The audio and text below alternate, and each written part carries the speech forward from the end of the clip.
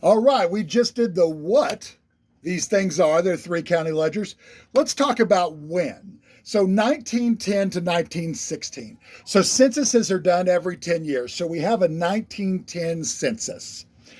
And that is going to allow us to take a lot of these deaths that happen after, say, June of 1910, and then immediately find a census from within, say, because they go to 1916, 6 years of that.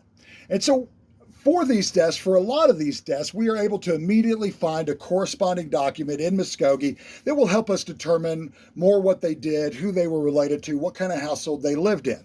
Now, what's going on 1910 to 1916? Oklahoma becomes the 46th state on November the 16th of 1907.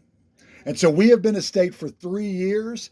Our capital is being moved from Guthrie to Oklahoma City. In other words, the territorial capital, Guthrie, has now becoming the state capital, Oklahoma City. Documents are being moved around from one place to the other. Procedures for getting documents from one place to the other. There is a lot of elections that are, let's just say, less than up and up, because we have a lot of power struggles that are going on trying to take over from the territorial and federal control that was happened in the territory to more of a state control. In other words, Oklahoma is taking over what the federal government and the Indian tribes and everybody kind of used to have control of it. So there's a lot of struggle in this time period for identity of who's in power of various counties and state agencies and so forth. The very first law that Oklahoma put onto the books was a Jim Crow train car law. And after that, just law after law after law, turning Oklahoma into a segregated Jim Crow kind of state.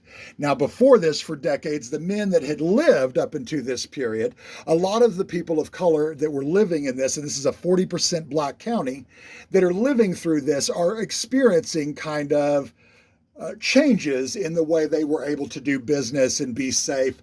And Oklahoma has a lot of small, all black towns that are emerging and growing stronger this time as they're being forced out of the more integrated cities.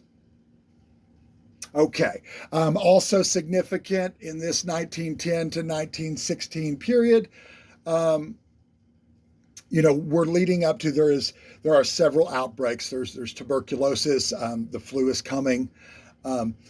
We're still getting this area under control, meaning there is a lot of what we might think be more preventable deaths in a more developed area. We're still having a lot of gunfights in the streets and train deaths and just things that are still a sign that we are kind of wild. We're still in the wild kind of place, even though it is a city.